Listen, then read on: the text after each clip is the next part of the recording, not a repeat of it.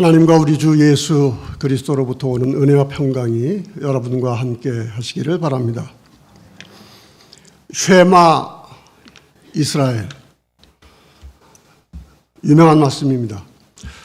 들으라라고 하는 명령어로 시작하지만 우리의 하나님은 한 분 하나님이시다, 이런 그 유일신 신앙 고백을 담고 있어서 아주 중요한 구절입니다.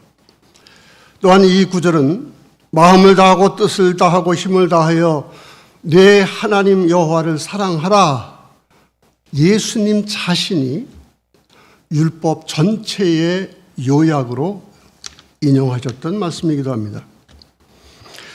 또한 이 세마는 이스라엘 백성이 아침과 저녁에 암송하였던 일종의 기도였습니다.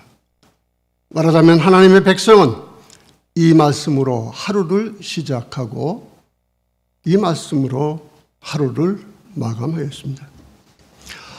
이 말씀을 본문으로 택한 맥락이 있습니다. 몇 해 전 일입니다. 우리 총회 여러 가지 어려운 상황 가운데서 우리 이말태 목사님이 어려운 그러한 일을 당하셨습니다. 제가 미안한 마음이 들어서 위로가 될까 해서 우리 이말태 목사님한테, 목사님, 마음의 상처가 심하시지요? 제가 그렇게 물었습니다. 그때 이 목사님은 진지한 표정으로 저에게 이렇게 대답하셨습니다.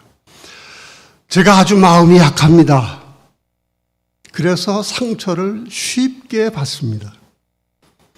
내가 존경하는 분이 아주 가벼운 말을 해도 저는 그 말씀 때문에 오랫동안 마음의 괴로움을 이겨내지 못합니다. 그러나 내가 존경하지 않는 사람들의 말에는 상처를 받지 않습니다. 간단한 말씀이지만 저에게 아주 깊은 울림이 있었습니다. 저는 종종 이 말씀을 저 자신에게 적용을 해봅니다. 나는 누구의 말, 어떤 말에 상처를 받는가?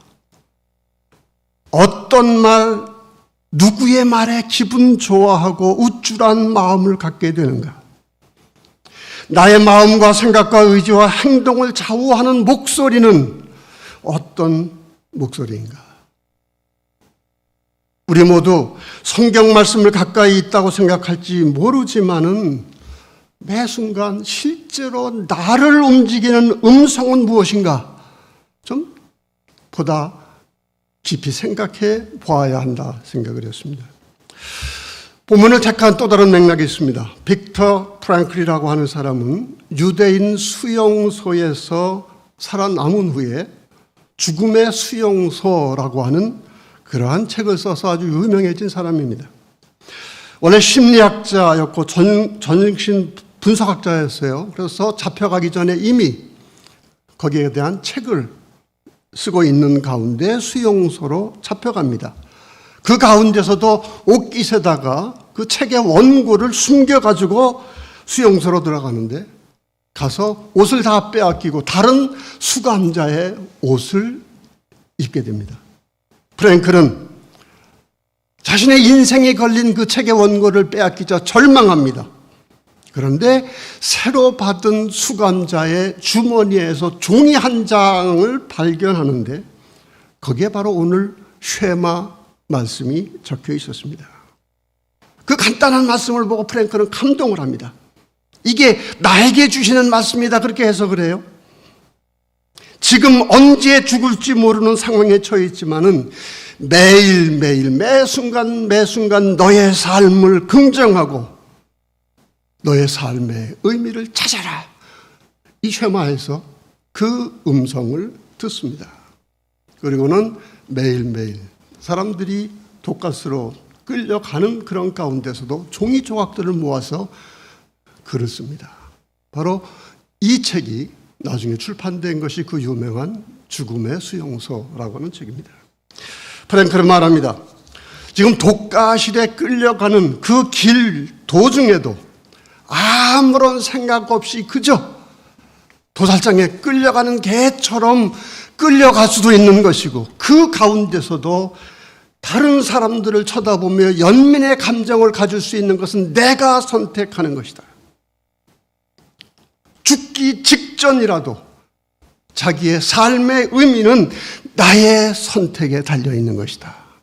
이게 바로 쉐마에서 발견한 프랭클의 중심 메시지입니다. 들으라. 이것은 귀로 듣는 행위를 말하지 않습니다. 삶으로 복종하라는 말씀이죠. 내 의지로 선택하고 마음을 정하고 행동하라는 것입니다.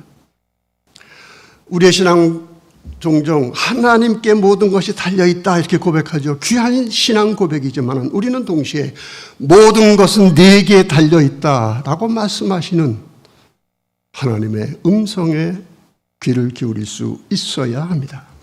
이것은 이렇게 말처럼 쉽지 않습니다. 그래서 하나님은 마음에 새기고 손목에 매어 기호를 삼으며 미간에 붙여 표로 삼고 네 집 문설주와 바깥문에 기록할지니라, 아주 구체적인 그러한 지시사항을 주십니다. 이 명령을 글자 그대로 지켰던 이스라엘도 실패하였습니다. 그런데 이러한 노력조차도 불필요한 형식이라고 생각하는 우리들이 과연 이 말씀을 쉽게 지킬 수 있다고 생각하는 것, 이것은 착각입니다. 본문이 무엇보다 강조하는 것은 유일신 하나님에 대한 신앙 고백입니다. 그리고 하나님은 한 분이시다라고 하는 이 유일신 신앙 고백은 하나님을 향한 것이지만 동시에 신앙 공동체를 향해 있는 것이기도 합니다. 같은 부모를 가지고 있는 사람들이 한 가족입니다. 한 하나님을 섬기는 사람들은 한 믿음 안에서 한 가족이 되는 것입니다.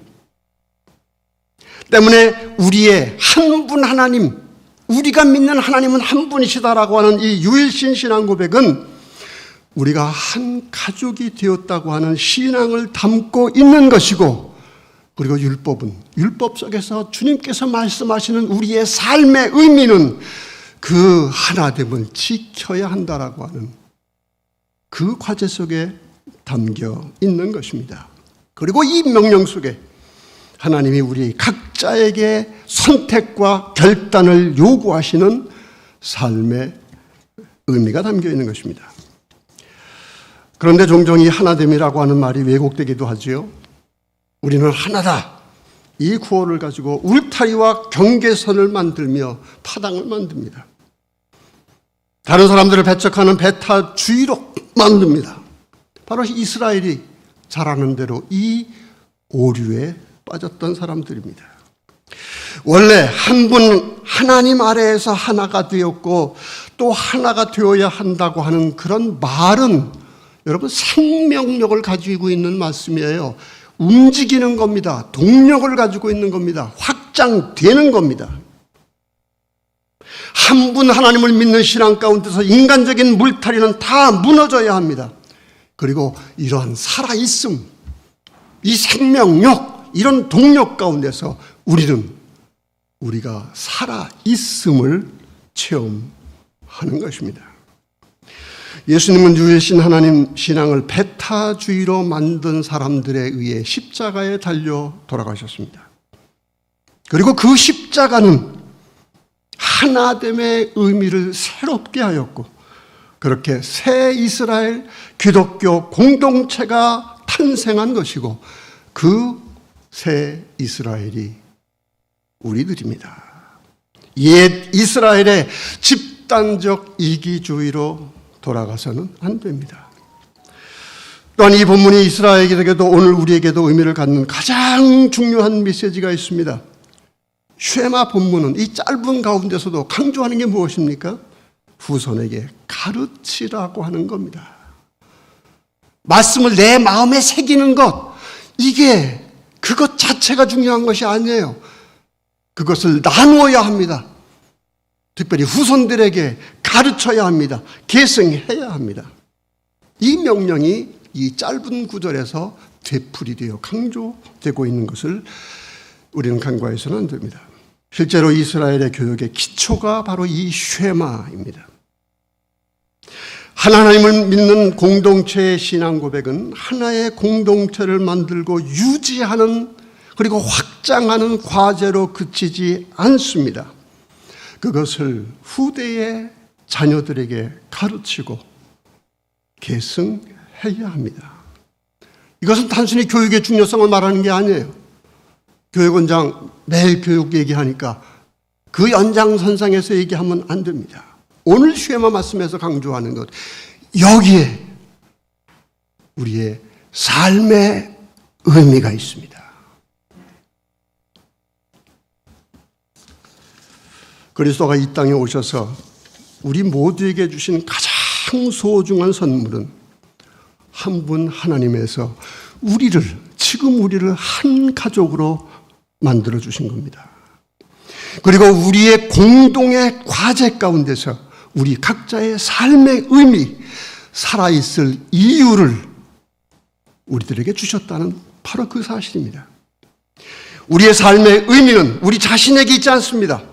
우리의 삶의 의미는 우리 안에서가 아니라 우리 밖에서 찾아지는 것이고 다른 사람들을 위한 것, 공동체 전체를 향한 것, 후손들을 향할 때 비로소 그 의미는 발견되는 것입니다.